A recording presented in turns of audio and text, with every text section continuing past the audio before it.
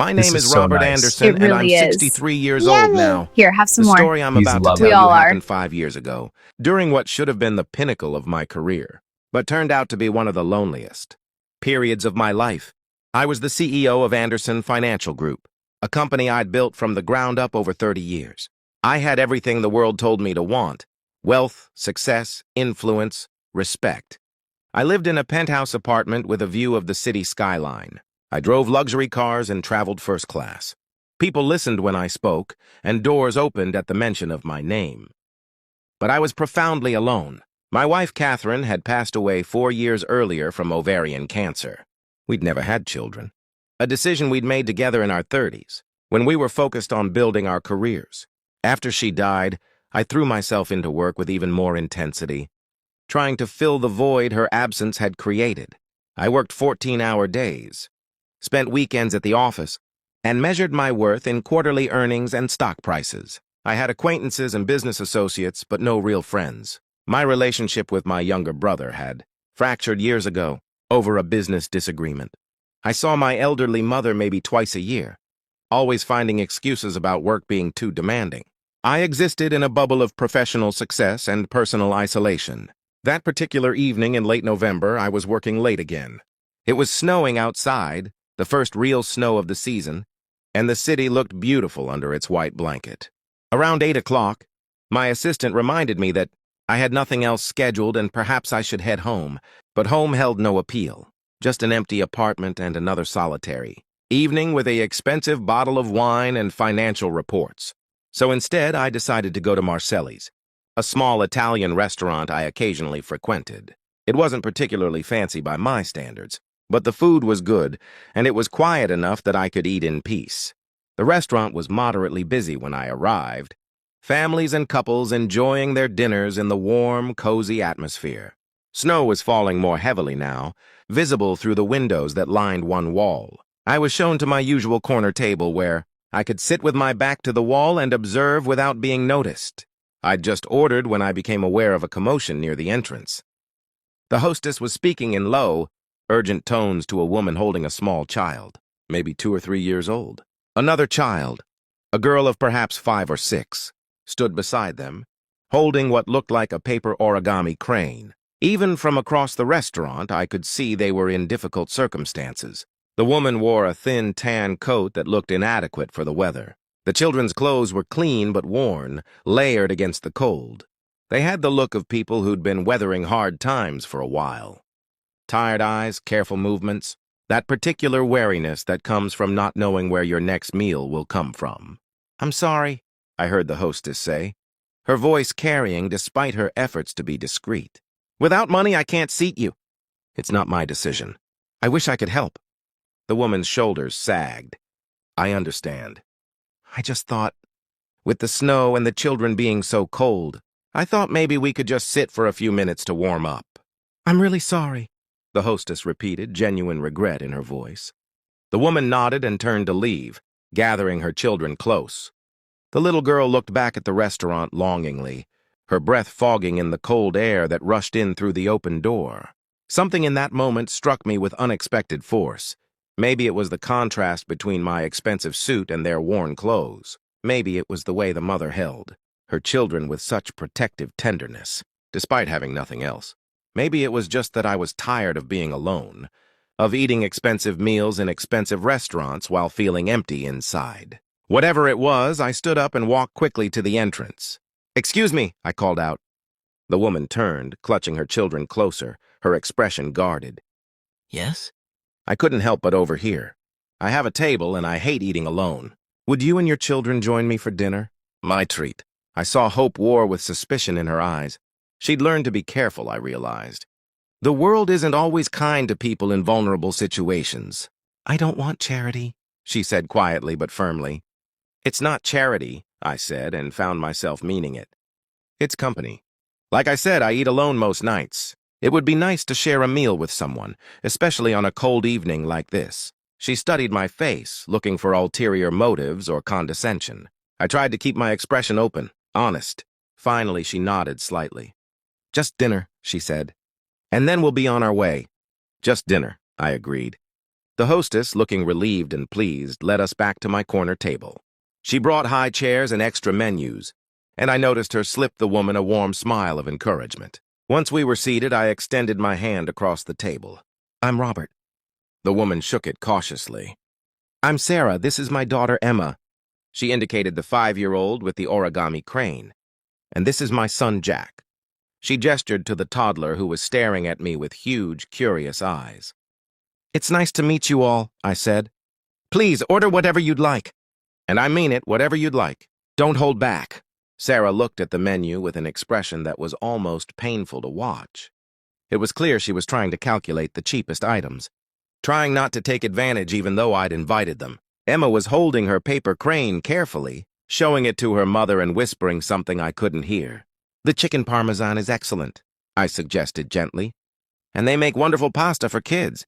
Jack, do you like spaghetti?" The little boy nodded enthusiastically, and despite herself, Sarah smiled. When the waiter came, I ordered generously for all of us, including appetizers and drinks. Sarah tried to protest, but I waved her off. "Please, it's just food, and it's a cold night." As we waited for our meal, Emma kept looking at me with those solemn eyes. She was still holding her paper crane, and I noticed her hands were red from the cold, though they were warming up in the restaurant's heat. "That's a beautiful crane," I said to her. "Did you make it yourself?" She nodded shyly. "Emma loves origami," Sarah explained. "She learned it from a library program before." She trailed off, and I understood. Before whatever circumstances had led them to homelessness. "It's a Japanese art form," Emma said quietly, finding her voice. "The crane is special. If you fold 1,000 cranes, you get a wish." "Is that so?" I said. "How many have you folded so far?" 743, Emma said with precision. "I keep them in Mama's bag. I'm going to wish for a home when I get to 1,000. The simple statement, delivered with such hope and determination, hit me like a physical blow. Here was a child who had so little, counting paper cranes and believing in wishes. Because what else did she have to believe in? Our food arrived, and I watched as Sarah carefully helped Jack with his spaghetti while trying to eat her own meal. She was clearly hungry, but she kept pausing to tend to her children first. The mark of a good mother, I thought. Someone who puts her children's needs before her own, even when she has nothing. "How long have you been on the streets?" I asked gently, then immediately worried I'd been too direct. "I'm sorry, you don't have to answer that if it's too personal." Sarah was quiet for a moment, then said, 3 months. My husband died in a work accident 18 months ago. No insurance, no death benefits because he was working as an independent contractor. I tried to keep our apartment, but the rent kept going up and my wages couldn't keep up. Then I got sick, missed work, and lost my job. We've been staying in shelters when we can get in, sleeping in our car when we can't." She paused. "The car broke down 2 weeks ago. We couldn't afford to fix it." "I'm so sorry," I said, and meant it. "We'll be okay," Sarah said with a determination that was clearly more for her children than herself. "I have some job interviews lined up. Once I can get a paycheck, we can get back on our feet. I just need one chance." How many times had I heard stories like this in the abstract? How many times had I read articles about homelessness and poverty and thought of them as statistics, as social problems someone else should solve? But sitting across from Sarah and her children, seeing their faces, hearing their story, it became real in a way it never had been before. We talked more as we ate. Sarah had been a dental hygienist before losing her job. She was educated, skilled, and hardworking. But she'd fallen through the cracks of a system that had no safety net for people like her. One tragedy had led to another, each setback making it harder to recover from the last one, until she found herself here, homeless with 2 small children, trying to survive one day at a time. Emma ate slowly, carefully, making sure not to waste anything. Between bites, she worked on another origami crane, her small fingers creating precise folds in a napkin. Jack was more focused on his spaghetti, which he was eating with enthusiastic messiness. But even he seemed aware of the need to appreciate the meal. "You're very kind to do this," Sarah said after a while. "Most people don't see us. They look right through us, or they cross the street to avoid us. Some people are angry at us, like we chose this life. I'm ashamed to say I've probably been one of those people," I admitted. Walking past without really seeing, telling myself that it's not my problem or that my donations to charity are enough. "At least you're honest about it," Sarah said. Dessert came, and I ordered ice cream for the children and coffee for Sarah and me. As we sat in the warmth of the restaurant, watching the snow fall outside, I felt something I hadn't felt in years. Connection. Purpose. These people didn't know I was a CEO or care about my financial success. They just knew I'd bought them dinner on a cold night, and that was enough. When it was time to leave, I paid the bill and added a generous tip. As Sarah gathered her children and their few belongings, Emma approached my side of the table. She held out the paper crane she'd been making from the napkin. "This is for you," she said solemnly. "For being nice to us?" I took the delicate paper crane, still warm from her small hands. It was perfectly folded despite being made from a napkin, each crease careful and precise. "Thank you, Emma," I said, my voice catching slightly. "This is very special." "It's for good luck," she explained, "and to help you not be lonely anymore." "Mama says you eat alone a lot," out of the mouths of children. This 5-year-old had seen something in me that I'd been trying to hide from myself. She'd recognized my loneliness even as she dealt with her own, much more desperate circumstances. Sarah and the children left, heading back out into the snowy night. I stayed at the table holding that paper crane and thinking about my life, about how I'd achieved everything I thought I wanted but had lost sight of what actually mattered, about how these strangers had given me more in a few hours than I'd found in years of pursuing success. I couldn't stop thinking about them as I returned to my empty apartment that night. Sarah's determined face, Jack's innocent smile, Emma's careful origami, and her wish for a home. The paper crane sat on my nightstand, and I found myself looking at it constantly. The next morning, instead of going straight to the office, I did something I hadn't done in years. I called a social services agency and asked how I could help a specific family. They were cautious at first, citing privacy concerns. But I explained the situation and asked them to at least let Sarah know that there was help available if she wanted it. Then I made another call, this one to my HR department. "I need you to look into our company's hiring needs in dental hygiene. And I want to know what kind of support services we offer employees who might be coming from difficult circumstances." Over the next few days, I found myself changing in small but significant ways.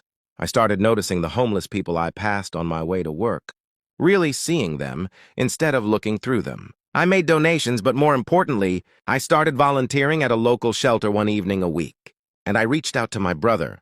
That years-old grudge seemed suddenly ridiculous in light of what I'd learned about real hardship. Life was too short and too uncertain to waste on pride. I called my mother more often. I started building connections instead of just building wealth. 2 weeks after that dinner, Sarah called the number the social services agency had given her. We met for coffee, and I offered her a job at my company, not out of pity, but because she was qualified and because I'd learned that sometimes people just need one real chance to prove themselves. "I can't accept charity," she said, echoing her words from that first night. "It's not charity," I said, echoing my own words. "It's a job offer. You're qualified, we have an opening, and you need work. The only special consideration is that I'm willing to work with you on timing until you get settled. After that, you're just another employee who has to perform." She studied me again with that same careful assessment. "Why are you doing this?" "Because your daughter gave me a paper crane and told me she hoped I wouldn't be lonely anymore," I said honestly. And that simple act of kindness from a child who had nothing reminded me what really matters in life. This isn't about me saving you, Sarah. It's about all of us helping each other. That's how we're supposed to live. Sarah started working at my company 3 weeks later. We helped her find temporary housing through a program I didn't even know we had access to until I started asking questions. Within 6 months, she'd saved enough for a deposit on a modest apartment. Emma enrolled in school and joined an origami club. Jack started preschool. I made it a point to have dinner with them occasionally, and they became something like family to me. Not because I was their benefactor, but because they'd given me something I desperately needed. A reminder of what it meant to be human, to be connected, to care about others. That paper crane Emma gave me still sits on my desk at work. It's faded now and slightly worn, but I keep it in a small display case. When I have difficult decisions to make or when I find myself falling back into old patterns of isolation, I look at it and remember that night in the restaurant. I remember a little girl who had almost nothing but still wanted to give me something to help with my loneliness. I remember her mother's strength, and dignity in the face of impossible circumstances. I remember the warmth of sharing a meal with people who saw me as just Robert. Not Robert Anderson, the CEO. That evening changed my life in ways I never expected. I still run my company, still make good money, still live comfortably, but now I also volunteer regularly. I've established programs at my company to help employees who are struggling because I learned that good people can end up in bad situations through no fault of their own.